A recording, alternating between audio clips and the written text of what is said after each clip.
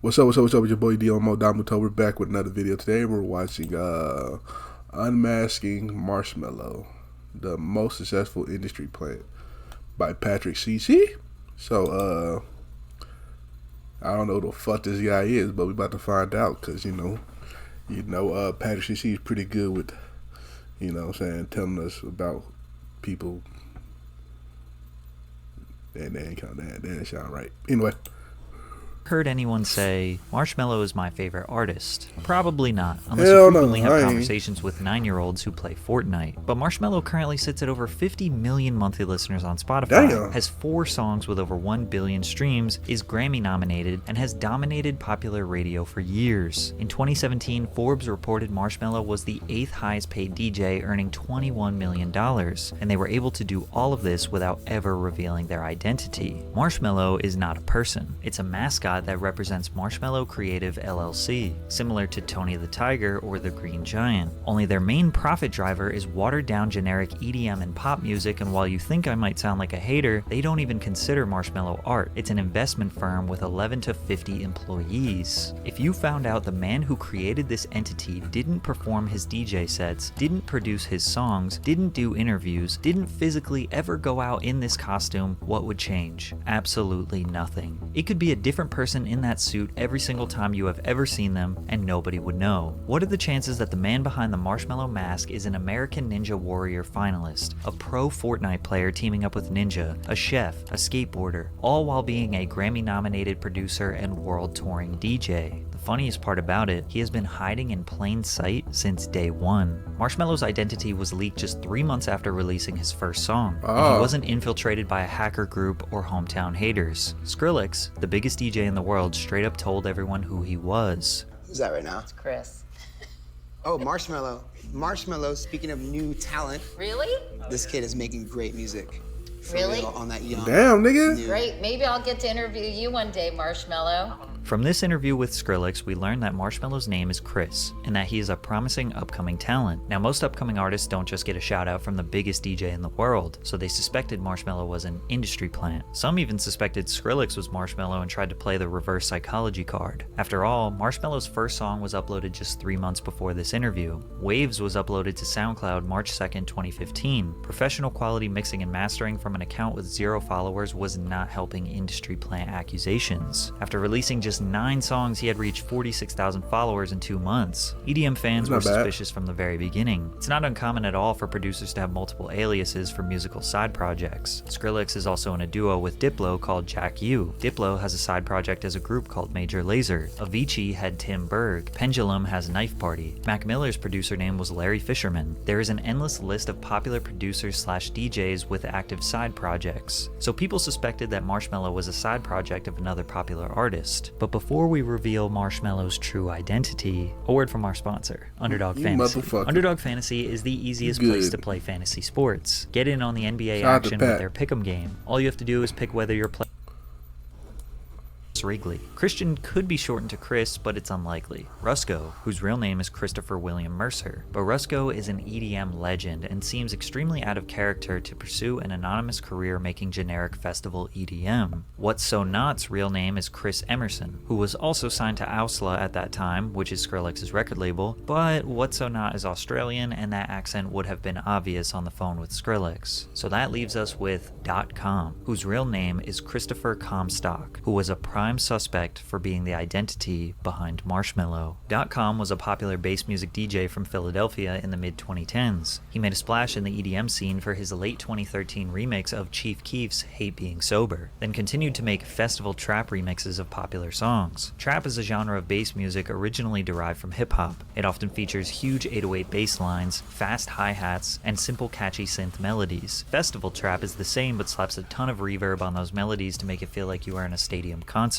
.com exploded in 2014 with over 15 million streams on his songs and tens of thousands of followers. He got signed to Bygore Records, which had a roster of many top-tier bass music acts. This was a key point for his career, because at Bygore he met and signed with his manager, Mo Shalizi. Mo is arguably the mastermind behind Marshmello, because despite .com getting tons of streams and followers on SoundCloud, he wasn't interesting enough from a marketing perspective. All of .com's biggest songs were remixes, not original creations. The name .com didn't have any creative branding or uniqueness around it, and he looked like just any other DJ. Since he was playing a lot of festival trap in small clubs with a bunch of dubstep fans, when he hit the stage people would take a bathroom break or get a drink at the bar. He plateaued, and Mo came up with a plan. They tried to assess the problem with EDM. It was flooded with a bunch of egotistical DJs who partied hard, created an image of coolness, and made music to satisfy whatever trend is happening in the clubs. Most of the fans were 18 plus because many of the concerts had age restrictions. They wanted to create a brand that was positive, kid-friendly, and most importantly, anonymous. Marshmello was created as a side project for Chris to express himself through a new style of music. All songs were original productions that blurred the lines between festival trap and future bass. The songs were light, uplifting, and emotional to go along with his brand of positivity. Mo got all of his other artists to repost and support Marshmello's music on SoundCloud. Mo says that Skrillex reached out to him asking who Marshmello was early on, which is possible. Skrillex still to this day shows love to smaller artists and has always scoured the internet looking for new talent. It's also likely that Mo sent Marshmello's music to Diplo since Mo managed an artist called Jaws who was signed to Diplo's label, and then Diplo put Skrillex on. Skrillex reposted Mello's track called Find Me on April 5th, 1 month after Mello started releasing music. Then Skrillex gave Mello the biggest opportunity of his 1-month career, to produce the official remix for Jack U and Justin Bieber's song, Where Are You Now? This song had everyone in the scene wondering, how did Marshmello get so famous so fast? But Mo and Chris had a problem. They didn't know how to hide Marshmello's physical identity. How were they going to do shows? Of course they considered a helmet because two of the most iconic EDM brands, Daft Punk and Deadmau5, sported a helmet during their performances. So Mo reached out to a friend who could make them a prototype. The helmet was a yoga mat wrapped in a circle with the eyes cut out, and a dollar store LED light on the inside. This was revealed during the trailer for the Hard Day of the Dead 2015 festival. But while on set, Mo took a picture of Mello and pretended to leak it to Billboard anonymously. The next day, mystery producer Marshmello reveals first ever photo ahead of Halloween Live debut. Mo negotiated Mello's first live performance and appearance in this trailer for a whopping $30,000, 5 or 6 times more than what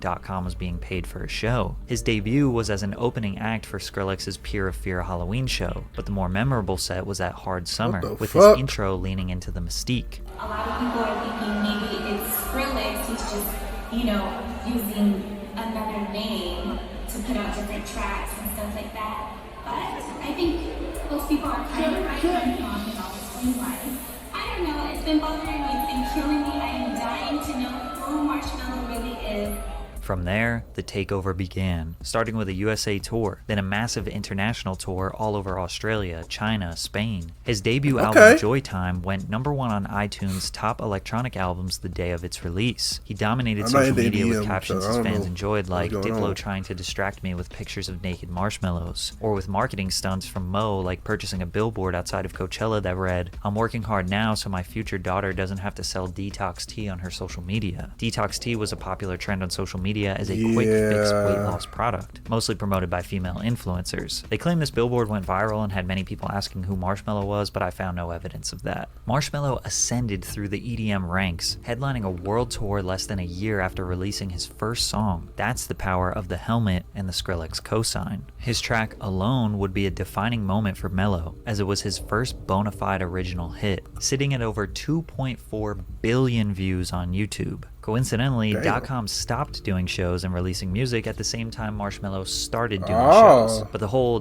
.com is Marshmello expose was only for EDM diehards. Most of the Mello gang didn't care about his anonymity, they just liked the music. A photo of Mello was posted backstage at a show in Vegas. You can see through the ripped jeans that he has a tattoo on his right leg that seems to match the tattoo .com has on his right leg. And if that wasn't enough proof, Deadmau5 straight up exposed him. Marshmello tweeted, "I wonder if Deadmau5 would be down to play basketball together, one-on-one, winner buys dinner." Deadmau5 replied, "Yes, okay, we get it. .com wasn't working. You put a bucket on your head and mentioned me weekly. Winning formula. Awesome." Then, something insane happened 1 month later. At EDC Las Vegas, Marshmello took off his helmet. "I'm gonna take off my helmet in 3, 2, 1.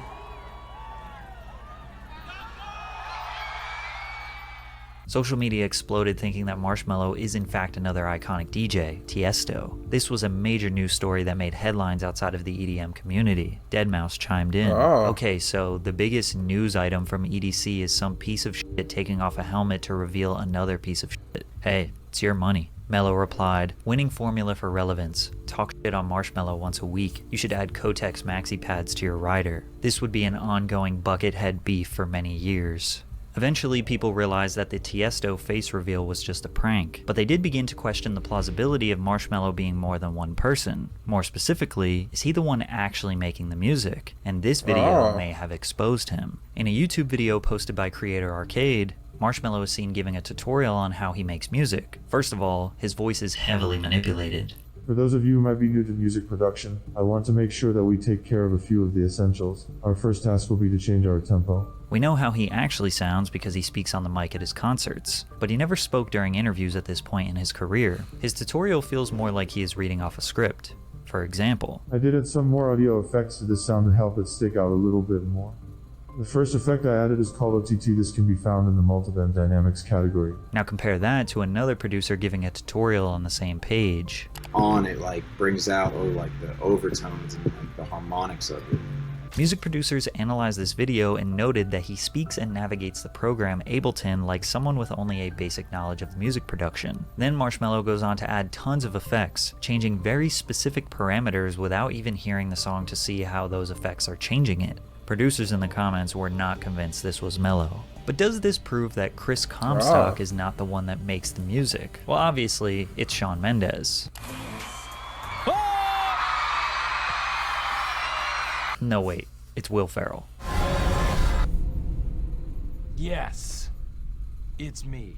Okay, the joke is played out now. But to make Mello's music production conspiracy even worse, people also discovered that his song Friends, which has 1.3 billion streams, is just a downloaded loop from a stock music website. What the fuck? Come on.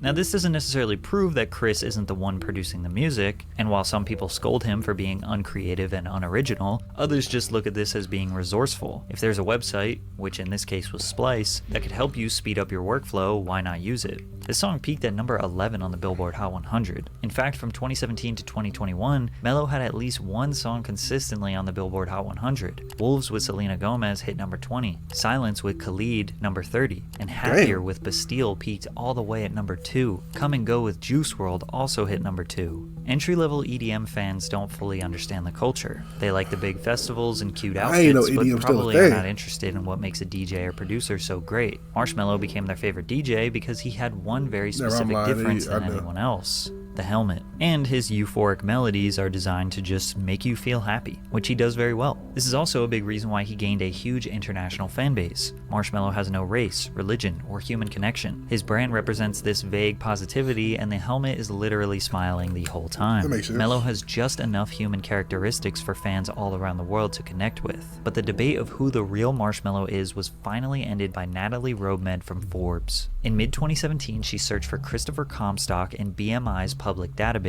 This showed that Comstock is registered as a songwriter and performer for various Marshmello songs. BMI is a performing rights organization that collects performance royalties whenever their members' songs are played publicly on TV, digital streaming platforms, the radio, live venues, restaurants, shops, wherever music gets played. Every song is attached to an artist's legal name. Katherine Hudson is the legal songwriter of Katy Perry's music. Dwayne Carter is the legal songwriter of Lil Wayne's music. When Natalie made this discovery, she emailed Mello's legal team asking to confirm Chris is Mello. And just 12 hours after she sent the email, Comstock had been wiped from BMI's website. Searching for Comstock as a songwriter rendered 0 results. Unless you believe he has a ghost producer, Christopher Comstock is producing Marshmello's music. However, there is one very obvious time Chris Comstock was not the man in the costume, and that was when Marshmello absolutely dominated the American Ninja Warrior course with ease. During stage 1 of the 2018 American Ninja Warrior finals, 97 contestants attempted and only 30 made it. Marshmello randomly pulls up when he has never entered the contest in history, never shown any type of athletic capabilities besides standing on a DJ booth, and flies through the course wearing the massive bucket helmet while dancing in between obstacles. He is not listed on the official website as a finalist, and this was clearly just a marketing stunt for the show. This seems like a harmless stunt.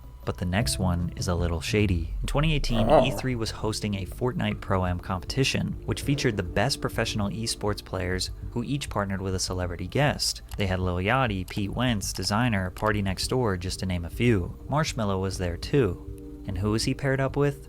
Ninja. Ninja is the most famous Fortnite player of all time, and in 2018 he was at his competitive peak. Mo claims that Mello just started playing Fortnite in his free time, asked Ninja to play, and they hit it off. Simple as that. Now, the winners of this Pro-Am competition would get a $1 million prize to donate to charity, and it would be great press if the two most recognizable brands won this competition. Of course, Ninja and Marshmello won, despite Marshmello wearing this bulky helmet that restricts his vision. Is it possible that Mello is just extremely good at Fortnite and plays it in his free time? Sure, but he also became a partner with Fortnite shortly after, launching an official skin and bundle that people could purchase for $12 to $18. Then he did the world's first Fortnite concert, which was a 10-minute DJ set that players could attend inside of the game. Then from here released countless Fortnite music videos on his official YouTube channel. This is a strategic multi-million-dollar business partnership, and it just seems incredibly convenient that this started by Mello being partnered with the best player in the world with 1.7 million people watching live and winning the competition. Mello earned a staggering $44 million in 2017 and 2018, not even 2 years after abandoning the .com brand. By 2020, he was worth $56 million and became an equity partner in the Stuffed Puffs Marshmello snack brand. Marshmello is not a person, it's a corporate identity that happens to make music. These days, Chris hides in plain sight. You can see his personal Instagram account where he is hanging out with Mo, 808 Mafia, Jaws, all the biggest DJs in the world. Chris gets to reap all the rewards of a multi-million-dollar empire but takes off the helmet and nobody would recognize him on the street. He never officially admitted that he was Marshmello because he knows that nobody really cares. EDM is about the entire culture, not parasocial relationships with the DJ and producer. Probably because EDM is not reliant on vocals. People connect with words, lyrics, and they develop a relationship with the artist they feel like is speaking to them. But dance music is just about the rhythm. Way less fans develop that deep personal connection to an EDM artist. So for Marshmello, it does not matter who is producing the music. It does not matter who is under that helmet. What they are making is not art. It's a product. And as long as they keep releasing that product that makes people dance, Marshmello could be DJing for the next 100 years. Alright, that was a good one right there. That was a good one. Yeah. Yeah, man. Industry plant, most definitely. Prove me otherwise, nigga. You know what I'm saying? So, yeah, it's definitely that Chris nigga. Shout out to Marshmello. I'm not at the EDM, but hey, you like what you like, you know what I'm saying? So, you like my reaction, really comment, subscribe, and I'll catch you next time. Peace.